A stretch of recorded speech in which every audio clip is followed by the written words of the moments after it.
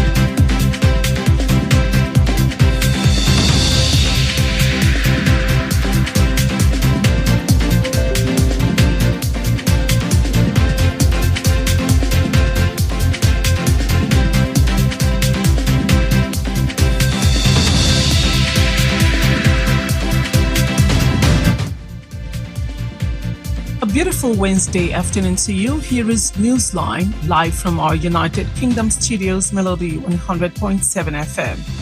I am Elizabeth Awoku. Straight to the headlines. FIRS chairman says 411% revenue rise won't stop federal government borrowing. Wife of Nigeria president raises 20.4 billion naira for National Library project. On entertainment news, Davido gift wife Chioma 2025 G-Wagon. And on business news, investors lose 322 billion naira as NGX extends bearish run. And on the foreign scene, UN says safety mechanism caused President Trump escalator malfunction. And on sports news today, CAF launches Trophy Tour in Kigali. Here is the news in detail, starting with entertainment stories. Nigerian Afrobeat superstar David Adeleke, popularly known as Davido, has spoiled his wife Chioma with a brand new 2025 Mercedes-Benz G-Wagon. The luxury SUV, which recently hit the market, is priced at over $150,000, which equivalent to 240 million naira, depending on specifications. Known for its cutting-edge design and electric model options, the 2025 edition marks a major upgrade for earlier versions. Davido, in a video posted on his social media page, was seen hyping the moment as he picked up the vehicle, explaining how he traded in a previous model and added more funds to secure the latest release. Nollywood actress Mercy Ibe yesterday announced the death of her mother. The actress shared the sad news on Instagram with a candlelight image against a broken heart background captioned, "R.I.P. Mom." The announcement drew a wave of condolence messages from colleagues, fans, and friends in the entertainment industry. National news, the executive chairman of the Federal Inland Revenue Service, Mr. Zach Adedede, has said the federal government will continue to borrow despite its significant revenue inflows in recent months. He argued that borrowing is not a sign of weakness but part of the country's broader economic strategy. Mr. Adedede also revealed that the federal revenue collection surged to 3.64 trillion naira in September 2025, a 411% jump from 711 billion naira in May 2023. His comments came barely 2 months after President Bola Tinubu in July requested a $21.5 billion external loan, including a $2 billion foreign currency bond, and a 757.98 billion naira bond to settle pension liabilities under the contributory pension scheme. Wife of the Nigerian president, Senator Oluremi Tinubu, has raised not less than 20.4 billion naira for the ongoing National Library project. Her target is to rake in 100 billion naira from donors by December. Senator Tinubu, who announced the development yesterday at Asol Villa, initiated the idea to mark her 65th birthday. Some days to her birthday, she asked Nigerians desirous of sending her gifts, cakes, newspaper advertorials, and others to convert them to donation into an account she opened to raise funds for the completion of the abandoned National Library project. The Controller General CG of the Nigeria Customs Service, NCS, Mr. Bashir Adewale Adeniyi, has called on public relations officers of the NCS to enhance communication effectiveness and foster stronger relationships between the service and the public. He made those remarks during a strategic workshop organized for Customs Public Relations officers at Bayero University, Kano. General of Customs, represented by the Acting Deputy Controller General, Mr. Timi Bamodi, emphasized the critical importance of effective communication. He further stressed that the NCS continues to modernize and align with global best practices. PR officers play a crucial role in maintaining public trust, which is essential for the institution's reform agenda. In another story, the acting governor of Oyo State, Barrister Bayo Lawal, has declared support for the Association of Professional Women Engineers of Nigeria to improve economic growth of the state. He said this during the 2025 International Conference Exhibition and Annual General Meeting of the group at the International Conference Center in Ibadan, the Oyo State capital. The event, which was also witnessed by the Oyo State First Lady, Engineer Tamino Miline Makinde, witnessed panel sessions by keynote speeches by other stakeholders. Barrister Lawal stated that the conference is coming at a time when the nation seeks pathways to sustainable economic development, growth, industrial revival, and job creation. Thank you for staying tuned. Newsline returns shortly. Stay with us.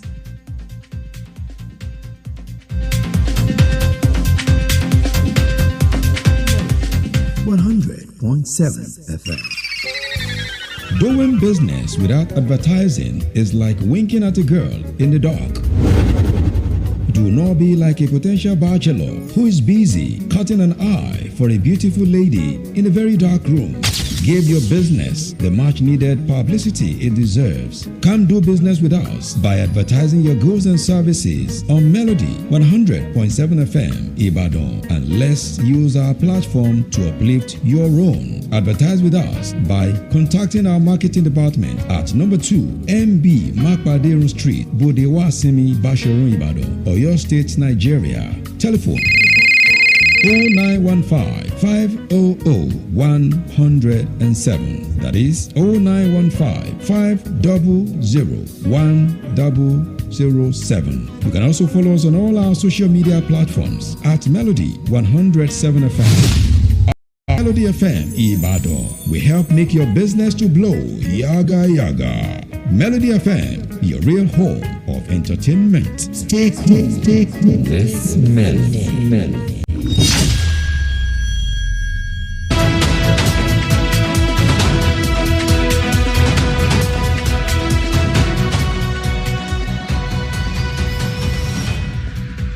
Melody 100.7 FM Ibadan.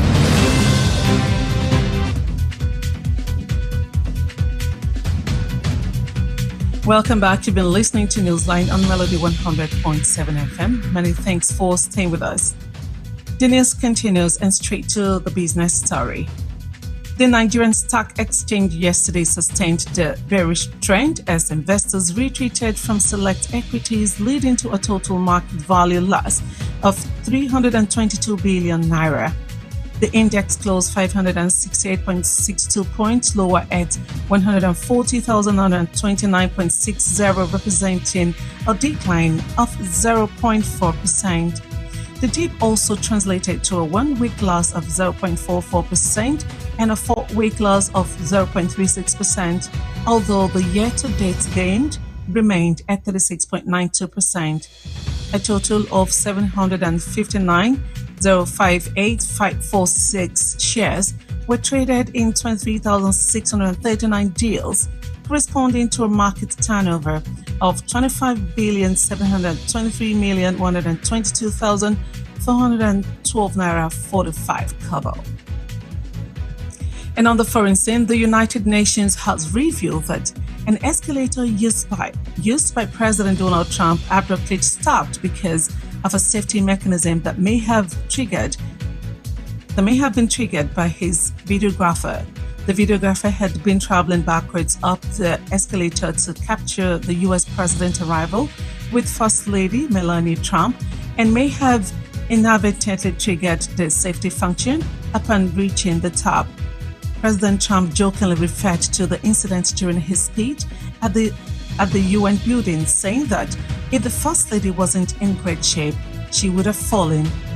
The White House had raised concerns that somebody deliberately stopped this escalator as the couple were stepping on. Finally, on Sport News Today.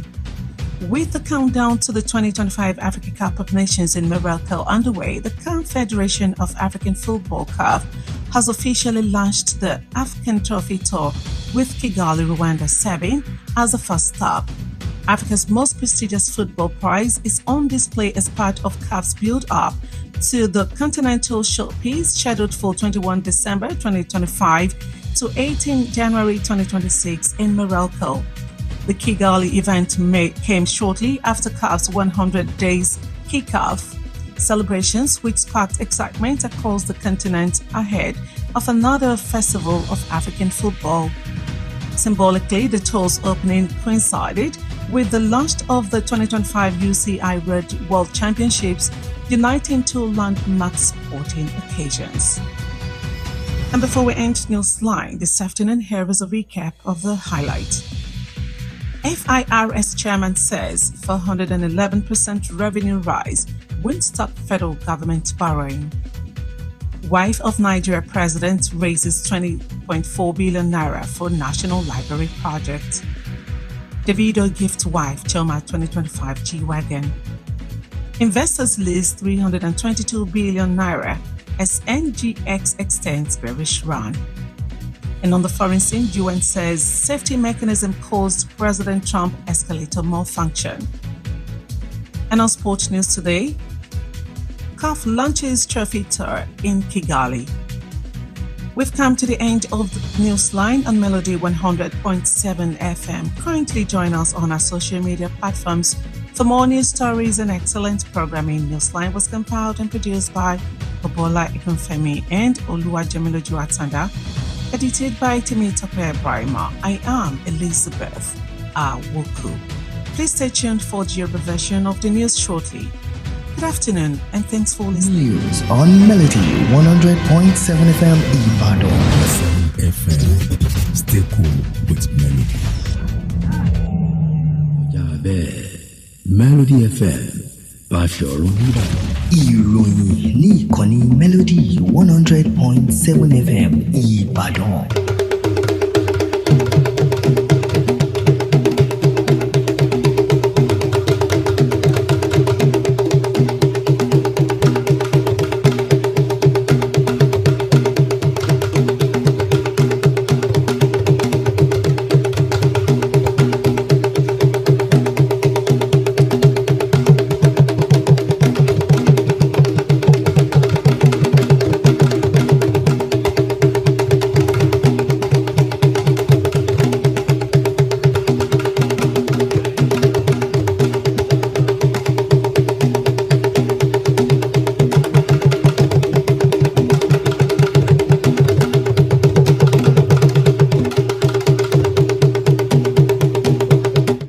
Ẹ káàsán, àkójọpọ̀ ìròyìn òun náà ló ń dé sí etí ìgbọ̀nyín nìkan ní Melody 100.7 FM Ìbàdàn.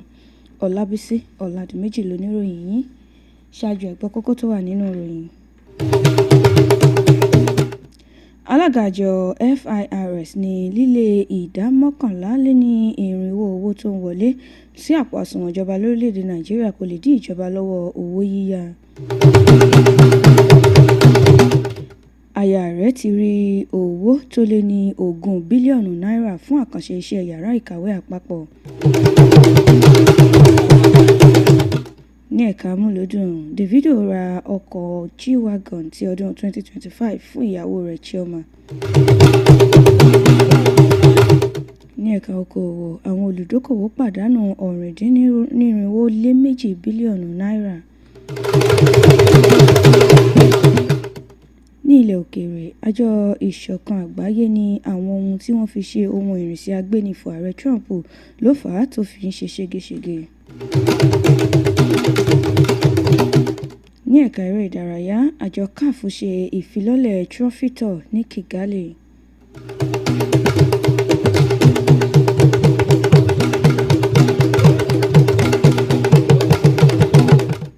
Ìròyìn ọ̀hún rèé lẹ́kùnrẹ́rẹ́ láti ẹ̀ka amúlòdùn. Ẹni tó jẹ́ gbajúgbajà olórin ṣèwọ́ṣèwọ́ David Adeleke tí ọ̀pọ̀lọpọ̀ èèyàn mọ̀ sí Davido, òun náà ló ti ra ọkọ̀ G-Wagon ti ọdún 2025. Ó ti rà fún ìyàwó rẹ̀ Chioma. Wọ́n ní ọkọ̀ ọ̀hún òun náà ni ó tó 200 mílíọ̀nù náírà. Wọ́n ní tí ó sì fi ra ọkọ̀ ọ̀hún. Wọ́n ní ó sọ̀rọ̀ wípé lẹ́yìn ìgbà tí òun ta ti ọdún eléyìí tí wọ́n ṣe gbẹ̀yìn, ó ní òun sì fi owó tó pọ̀ kan láti fi ra ti ọdún 2025 eléyìí tí wọ́n ṣẹ̀ṣẹ̀ ṣe ọ̀hún. Davido nínú fọ́nrán eléyìí tó fi sí ojú òpó ayélujára rẹ̀, níbẹ̀ ni a ti rí tí ó ti ń sọ ọ̀rọ̀ lórí bí ó ṣe ra ọkọ̀ ọ̀hún fún ìyàwó rẹ̀.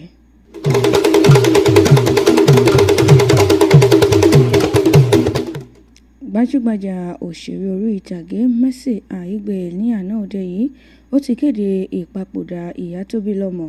Gbajúgbajà òṣèré ọ̀hún náà ló fi ìròyìn ọ̀hún sí ojú òpó ayélujára Instagram rẹ̀, níbi tí ó ti fi ọkàn eléyìí tí ó gbọgbẹ́ tó ti fi síbẹ̀ ó sì kọ síbẹ̀ wípé kí ìyá òun sùn rè. Ìkéde yìí náà ni àwọn èèyàn, àwọn tí wọ́n jẹ́ alábàáṣe, alátìlẹ́yìn, àwọn olùbáṣiṣẹ́pọ̀ rẹ̀ àti àwọn olólùfẹ́ pẹ̀lú àwọn ọ̀rẹ́ rẹ̀ ni wọ́n ti bẹ̀rẹ̀ sí ní kí pé ó kú lédè ìyá rẹ̀.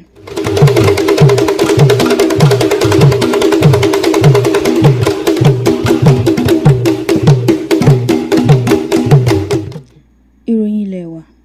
Ẹni tí ó jẹ́ alága fún àjọ FIRS, ìyẹn Federal Inland Revenue Service, ọ̀gbẹ́ni Zack Adédèjì, ó ti sọ̀rọ̀ wípé ìjọba àpapọ̀ lórílẹ̀‐èdè Nàìjíríà yóò túbọ̀ máa ya owó sí ni, èèyàn látàrí gbogbo owó eléyìí tó ń wọlé sí àpò ìjọba ní nǹkan bí oṣù díẹ̀ sísìn. Ó sọ̀rọ̀ ọ̀hún síwájú wípé yíyá owó kìí ṣe wípé ìjọba ò mọ nǹkan tí wọ́n ń ṣe. Ó ní ó ṣe kókó, ṣe pàtàkì láti rí dájú wípé ètò ọrọ̀ ajé wa ó túbọ̀ gbòòrò sí i. Ọ̀gbẹ́ni Adédèjì náà ló tún ṣe àfihàn rẹ̀ wípé owó tí ìjọba àpapọ̀ lórílẹ̀‐èdè Nàìjíríà tí ó ti rẹ̀gún sí àpò àsùnwọ̀n ìjọba àpapọ̀ náà ni ó ti gbéra lórí owó tí ó dín díẹ̀ ní tírílíọ̀nù 4 nínú oṣù kẹsàn-án ọdún 2025. Ó ní eléyìí ló sì tó ìdá 11% tí ó wọlé sí àpò àsùnwọ̀n ìjọba lórílẹ̀‐èdè Nàìjíríà. Nínú ọ̀rọ̀ eléyìí tí ó sọ ọ̀hún, ó ní lẹ́yìn ìgbà tí kò tíì ju oṣù méjì lọ tí ààrẹ Bọ́lá Tinubu tí ó béèrè fún owó ìyá kan ní ilẹ̀ òkèèrè, wọ́n ní owó ọ̀hún náà ló tó bílíọ̀nù 21.5 dọ́là. Ó ní owó ọ̀hún náà sì ni ààrẹ Bọ́lá Tinubu béèrè láti rí dájú wípé àwọn fi ran ètò ọrọ̀ ajé orílẹ̀‐èdè Nàìjíríà lọ́wọ́. Ó ní eléyìí ò túmọ̀ sí wípé ìjọba ò mọ ohun tó ń ṣe. Ó ní àmọ́ wọ́n fẹ́ fi ran orílẹ̀‐èdè Nàìjíríà lọ́wọ́ ní pàápàá jùlọ ètò ọrọ̀ ajé. Ẹni ẹni tó jẹ́ aya rẹ̀ lórílẹ̀‐èdè nàìjíríà sẹ́nitọ̀ olúrẹ̀mí tinubu ó ti rí owó tó lé ní 20 bílíọ̀nù náírà fún àkànṣe iṣẹ́ yàrá ìkàwé àpapọ̀ eléyìí tó ń lọ lọ́wọ́. Wọ́n ní owó eléyìí tí àwọn ń fojú sùn òun náà ló tó 100 bílíọ̀nù náírà láti ọ̀dọ̀ àwọn tí wọ́n ti ń fi owó ọ̀hún sílẹ̀ láti inú oṣù kejìlá lọ́dún tó kọjá. Sẹ́nitọ̀ tinubu náà ló kéde ìdàgbàsókè yìí lánàá òde yìí nílé ìjọba eléyìí tó wà ní ìlú àbújá nígbà tí ó ṣe àmì ayẹyẹ ọjọ́ ìbí ọdún 65.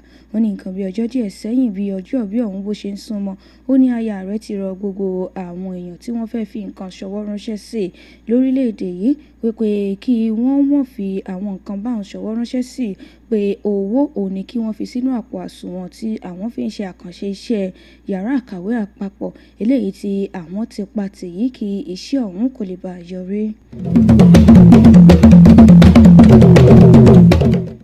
Ẹni tó jẹ́ ọ̀gá àgbà fún àwọn àjọ aṣọ́bodè lórílẹ̀‐èdè nàìjíríà ọ̀gbẹ́ni bashir adéwálé adéníyì òun náà ló ti ké sí àwọn ìkànnì eléyìí tí ó ń mójútó ìbá àwọn ará ìlú sọ̀rọ̀ àwọn ìkànnì alukoro nínú àjọ ọ̀hún wípé kí wọ́n lo àǹfààní àti agbára tí wọ́n ní dáadáa láti rí dájú wípé ìbáṣepọ̀ tó dánmọ́rán ó wà láàrin àjọ ọ̀hún àti àwọn èèyàn ní orílẹ̀-èdè nàìjíríà.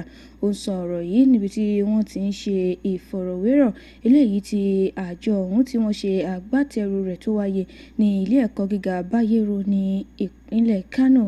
Ẹni tí ó jẹ́ adarí àpapọ̀ fún àjọ aṣọ́bodè ọ̀hún òun náà ni ẹni tí ó jẹ́ igbákejì adarí ọ̀hún ọ̀gbẹ́ni Timi Bọ́mọ́dì ló ń ṣe ojú rẹ̀ níbi tí ó ti sọ̀rọ̀ síwájú wípé ó ṣe kókó ṣe pàtàkì kí àwọn ọmọ èròǹgbà àwọn ará ìlú wípé àwọn àjọ àwọn ẹ̀ka eléyìí tó mójútó bíbá àwọn aráàlú sọ̀rọ̀ tí wọ́n wà nínú àjọ àwọn kí wọ́n ṣiṣẹ́ wọn gẹ́gẹ́ bó ṣe yẹ kán ṣe é.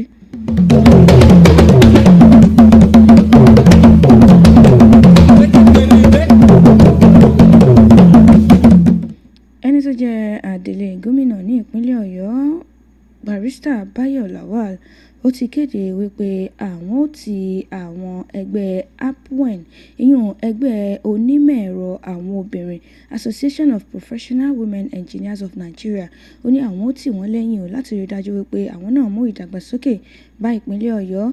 Ó sọ eléyìí nínú ìpàdépọ̀ eléyìí tí wọ́n ṣe lọ́dún 2025 eléyìí tó wáyé ní ICC International Conference Center nílùú Ìbàdàn olúlu ìpínlẹ̀ Ọ̀yọ́. Wọ́n ní ayẹyẹ yìí òun náà ló wáyé tó sì jẹ́ wípé ẹni tó jẹ́ aya rẹ̀ ní ìpínlẹ̀ Ọ̀yọ́ onímọ̀ ẹ̀rọ Tamunumini Mákindé òun náà wà níbi ayẹyẹ ọ̀hún tí wọ́n sì ti sọ̀rọ̀ gẹ́gẹ́ bí ọ̀kan lára àwọn tí wọ́n ń bá àwọn èèyàn sọ̀rọ̀ níbi ayẹyẹ àti ìpàdé ọ̀hún. Ẹni tí ó jẹ́ adelé gómìnà ìyún agbẹjọ́rò Lawal òun náà ló sọ̀rọ̀ wípé ìpàdé yìí òun náà ló wá sí àsìkò eléyìí tí àwọn nílò rẹ̀ jùlọ ní ìpínlẹ̀ Ọ̀yọ́ láti rí dájú wípé ìdàgbàsókè ó dé bá ètò ọrọ̀ ajé tí wọ́n sì pèsè iṣẹ́ lọ́pọ̀ yanturu ní ìpínlẹ̀ Ọ̀yọ́. Àkójọpọ̀ ìròyìn òun náà lẹ́ ń gbọ́ yìí níkànnì Melody 100.7 FM Ìbàdàn.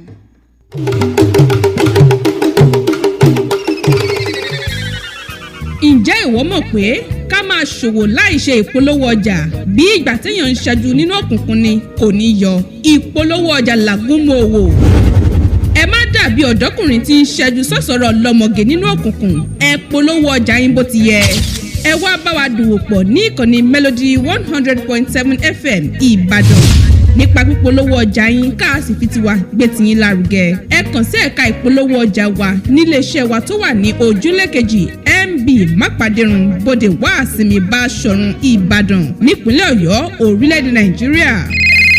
Ẹ sì lè pè wá sórí ẹ̀rọ ìbáraẹnisọ̀rọ̀ 0915 500 107 lẹ́ẹ̀kan sí 0915 500 107. Bákan náà lẹ́tún lè kàn sí wa lórí àwọn ìtàkùn ayélujára wa @Melody 107 FM ní ìkànnì Melody FM Ìbàdàn. À ń polówó ọjà tó kówó yóò sì búrẹ́kẹ́. Melody FM ìkànnì àgbọ́dúnú ẹ mọ̀ gbádùn ẹ̀ṣọ́.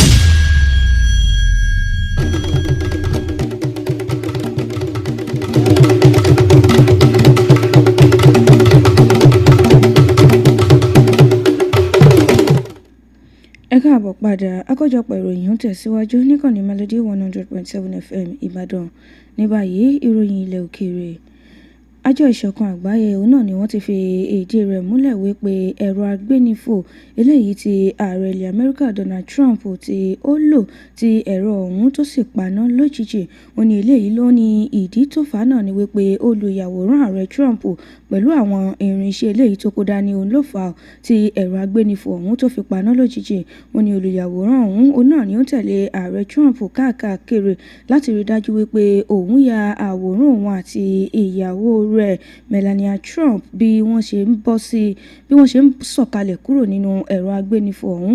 Wọ́n ní àwọn nǹkan eléyìí tí ó kó dání tó dàbí irinṣẹ́ rẹ̀ ọ̀hún.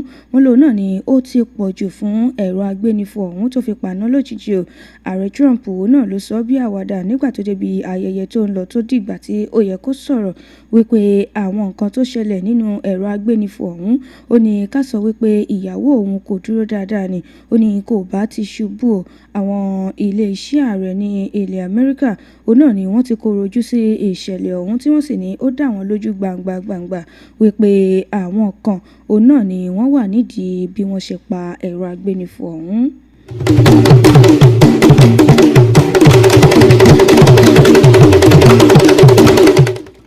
Ìròyìn eré ìdárayá. Bí wọ́n ṣe ń ka ọjọ́ tí wọ́n mọ̀ ṣe ayẹyẹ African Cup of Nations ti ọdún 2025 eléyìí tí ó mọ̀ wáyé ní Morocco. Ó ní àjọ CAF ni wọ́n ti ṣe ìfilọ́lẹ̀ èyí tí wọ́n ń pè ní AFCON Trophy Tour eléyìí tí ó mọ̀ wáyé ní Kigali, Rwanda. Wọ́n ní Kigali àti Rwanda yìí ibẹ̀ ni wọ́n ti kọ́kọ́ mọ̀ dúró láti fi mọ̀ ṣe nǹkan ìrìnsẹ̀ ọ̀hún. Gẹ́gẹ́ bí ìròyìn ọ̀hún ṣe sọ síwájú, wọ́n ní ayẹyẹ yìí òun náà ni láti rí dájú wípé àwọn ṣe ń tó tọ́ àti ń tó yẹ. Wọ́n sì ní ayẹyẹ ọ̀hún òun náà ni wọ́n ti ya ọjọ́ 21 oṣù kejìlá ọdún 2025 títí di ọjọ́ 18 oṣù kínní ọdún 2026 tí wọ́n ti yà sọ́tọ̀ fún wọn ni yóò sì mọ̀ wáyé ní Morocco.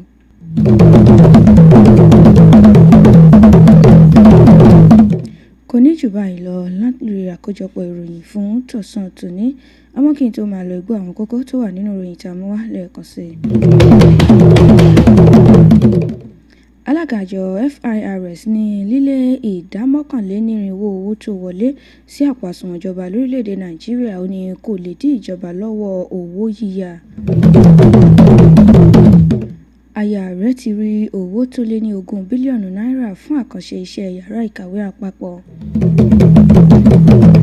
Ní ẹ̀ka amúlùúdùn, a sọ fún yín pé Davido ra ọkọ̀ G-Wagon ti ọdún 2025 fún ìyàwó rẹ̀ Chioma.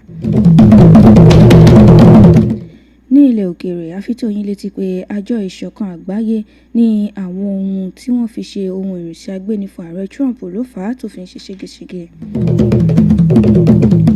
Ní ẹ̀ka eré ìdárayá, a sọ pé àjọ CAF ṣe ìfilọ́lẹ̀ Trophy Tour ní Kigali.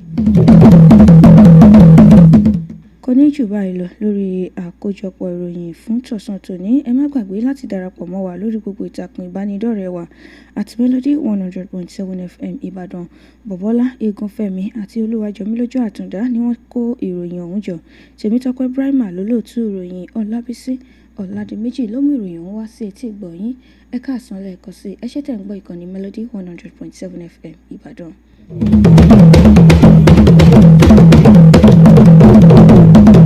Melody FM lọ́gbọ́dẹ o.